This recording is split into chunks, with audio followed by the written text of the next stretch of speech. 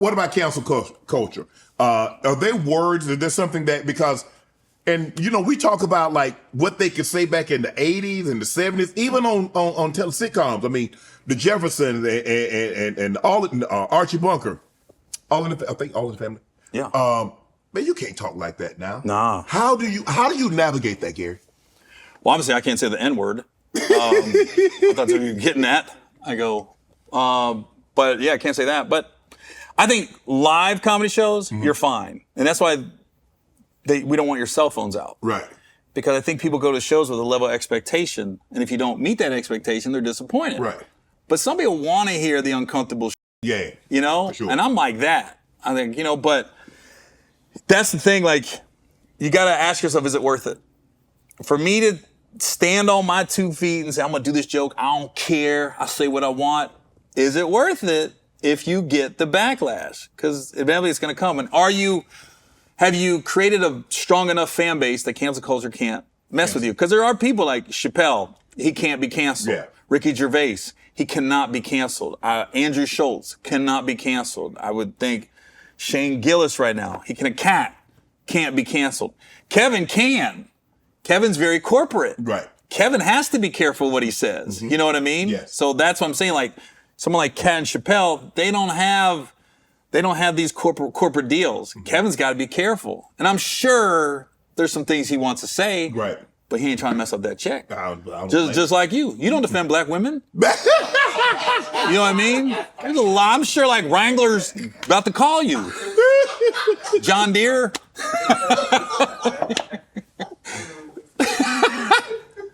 I gotta do some water on this one. Yeah. There you go. See, I should have never opened that can of worms. Because I know don't, Shannon.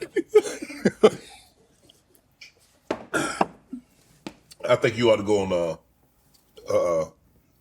her show next week. Whose show? I ain't telling you. How has comedy changed from when you first got in to what we see right now? We were at the mercy. We needed somebody to put us on. So now, like I said, you can control your own shit. You know what I mean? Mm-hmm. I got a guy that goes on road with me right now called the mailman. Mm-hmm. He's a TikTok guy. Mm-hmm. And he didn't start as a stand-up, he started as a social media guy. Right. But he wants to be a stand-up. So I tell you, he's from Cincinnati.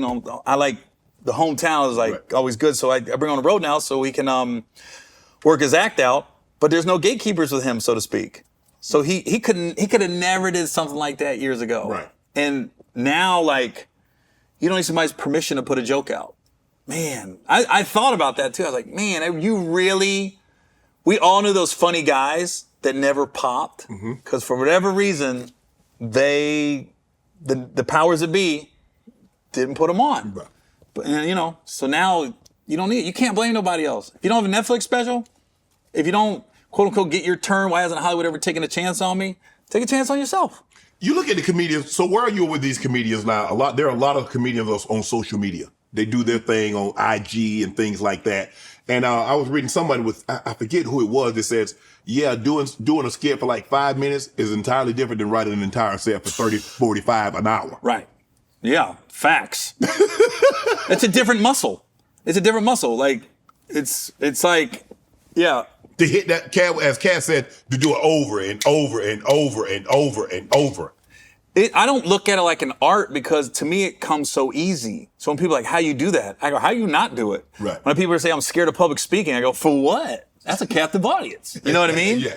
So it's a different muscle. I'm not never gonna knock somebody for like building a fan base and making money on the road because I've learned there's enough for all of us. Mm-hmm. And I'd rather be cool with people and hopefully they bring me into a sketch or they have a show and they think of me. You know what I mean? You had Desi Banks on. Yes. We're doing real estate together. Wow. You know what I mean? Yeah. Can you imagine if I went like, that hack, he ain't funny, do this. Hey, now we got this guy, Gene Johnson. He's a builder in Atlanta. Mm-hmm. I bought a house. I wanted to flip it. I got a hold of him. He tell me I called Desi. Right. I was like, I got this flip house, man. I saw you've been flipping houses. I was like, who's your guy? He gave me this guy, Gene Johnson, his name. I called him. He goes, yeah, I'll help you flip it. And then now he brings us in. He goes, what? You guys ever thought about doing something together? Like two comedians doing flip houses or Airbnbs, right. and we're going to film it. We don't know if anything comes of it. But you imagine if I just went off on Desi? Right. He defends black women. See, he does. Me too. Yeah. Hold up. Is this true? You were at a strip joint and Jesus, you got in trouble for not tipping. Yeah. How you be getting this information? People. That was the streets talking. Yeah. So I mean, how you gonna go to the club and look at cheeks and not pay? I didn't know. I was 18. I'm living in DC. Yeah. It was middle of the day. Somebody said, you know, you can see titties. We got a spot. You can see titties. That's the real titties. You know? I'm sheltered, man.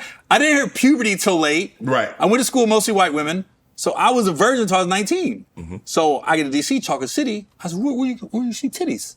So they was like, okay. I took another guy's ID, another military guy's ID, and there was this one strip club in DC, like, if you were military, they didn't really look. Right. They let you slide. So I got another guy's ID, they let me in. I sit down, I'm like the only dude in there, right? The waitress keeps coming over. Definitely like, the only white dude. Yeah. There was like nobody in this club. There was like 11 a.m. I got there early. So there's like one stripper and one waitress. And the stripper's really trying to dance for me hard because nobody else is there. And I'm literally like this. I'm right next to the stage, right? The waitress comes in, you want something to drink? I'm good. You want something to drink? No, I'm good. One, I'm scared you guys from ID again. Right. So I said, I'm good. So then the stripper, she's really going to town. I'm not stripping. I'm not tipping. I'm just looking. It's like an hour. I bought no drinks. I haven't tipped. You ain't tipping and sipping. You got to get up out of there. Literally, the waitress go like this. She goes, you want to drink? I said, no, I'm good. She goes, you just come looking free. I was like this. I'm out. I just got left. I was like, she snapped on me too. You just come looking free. I was like this. Actually, I did. That's really why I came. Are you a strip club connoisseur? No. I go, but I ain't a strip club connoisseur. What's the best one you've been in? Is it Atlanta? No. Shades. Ocho Rio, Jamaica. That was the wildest night I've ever seen in a strip club in my whole life. Really? I did a bit on it, one of my specials about 10 years ago. You said Ocho Rios? Ocho Rios. Yeah. Yeah. So it's called Shades. It's still there. Mm-hmm. It recently went viral. They have a little person that comes out, dude. Uh-huh. He be knocking them down. He's slanging like he normal. Right? Like below his knee type stuff. Literally. So I went there with my boys, 2 white dudes. 3 white dudes going to the strip club in Jamaica. What could go wrong, right? And it's in the hills, right? So what happened, Tom Joyner used to have the Tom Joyner cruise. Yeah. I think he still does it, right? But when you were a performer, they fly you in. You only take the cruise half the time, so it's 7 days, you're only on for 3 days. Right. So we were picking it up in Jamaica. So I flew in the night before. Mm-hmm. I got real cool with the locals? No, the guys at the resort that worked there. The bartender, everybody knew me, right? Yeah. So I got my 2 buddies, 2 white dudes, right? When I got there like an hour after them. He's making out with some chick in the pool. I was like, dang, Brian, ain't waste no time, right? Right. We go to dinner. He's telling me, yeah, this girl, man, I got to meet her at the club on the resort, you know? Mm-hmm. He thinks it's going to pop off. Right. We eat dinner. We go to the club. She making out with a different dude on the dance floor. Now he's pissed. He goes, man, what's up? I go, what? Yeah, she's a hoe. she doing what dudes do. Right. I was giving her all the respect in the world. And then, so now he's trying to leave. Right. He's like, I'm out of here. I'm going out tonight. I said, you can't leave the resort, bro. And now one of the little bartender dudes, he goes, Mr. Gary, he cannot leave the resort. It's not safe to go by himself. My buddy's so lit and so mad, we can't stop him, right? So he goes, the dude's like, dude, I get off at 11. I'll take you guys out, right? Mm-hmm. That probably wasn't the smartest move either. He picks us up. We got to meet him at the end of the resort, which is like a mile walk, by the way, to the road. He picks us up in this little beat up vehicle. Now he got 3 of his buddies in the car. So there's literally like 7 of us in this tiny car. We go up this hill. I'm like, I don't know about this. Shades is different, man. You walk up, it's like a steel door. And they slide it open. And then you walk down some stairs. And this just opened up. You ever seen Dusk Till Dawn? Yeah. It was like that. Mm-hmm. You walk in, I was like, whoa, it's a lot. These strippers saw these 3 white dudes walk in. We were fresh meat. They started attacking, right? I told my boys I hadn't drank. I said, give me all your money, give me all your money. I'm put in this pocket. I go, so nobody can rip us off or steal from us, right? So we're sitting there, watching lap dance stuff. All of a sudden, everything changed. Whistles blowing. This little person came out the back. I said, what's he about to do? Yo, he started laying pipe on these strippers right in front of us. Come on, man. Yo, it's on the internet now. It got posted like a couple years ago that, look at this, like on World Star Hip Hop. Right. And I was like, I told everybody that shit was true. I told him it was true. Because nobody believed me.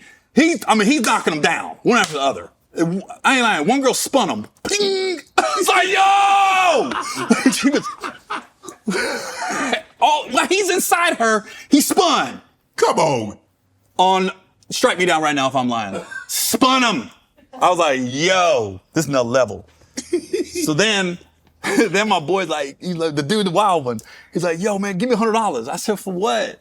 He goes, there was like a seedy hotel next to Shades. Mm-hmm. He goes, the girl's gonna take me over there. I don't know if the girl was 70 and room was 30, or the room was 30 and the girl was 70, but it came to $100. So I said, yo, no. I said, we can't do that. Tell her to meet you at the resort. You're not going over there. Right. And then the local guy that would drive me around, he goes, don't let him go. They're gonna shake him down. They said, my Jamaican accent is terrible, by the way. Right. So he was like, they're gonna shake him down. Either he's gonna go over there, she's gonna milk him for more money, or he's getting set up and they're gonna rob him. Right. So I told him no. So now he's mad at me, cussed me out, calls me a block. You blocking, bro. You blocking some white. You blocking, bro. You don't defend black women. Right. So I'm just kidding. So we're waiting now. The guy that drove us there, he had to park down the hill. You got to walk up this hill to get the Shades. He parks above the hill, so now we're waiting on him. And it's like a 20-minute wait, and I see this dude scope me out. I saw it. Mm. He goes, he's looking at me. He goes, hey, money man, buy me and my friend some beers. And I go, I ain't got no money. I pointed to the club, I go, all the girls took my money. He goes, nah, you the money man. Buy me and my friend some beers. It's getting scary now. Yeah. And I'm going, I'm starting to sweat. Just then, the dude pulled up with his car. Yeah. What is it, patois? Is that Jamaican? Patois? They start speaking that patois. Lily looked at me and goes, okay, you got your N-word, I got mine, we're good. Let me go. When I took all of them in my pocket, we got back to the resort, I gave it to the dude, the driver. Right. I said, take it. I swear to God, dude start crying.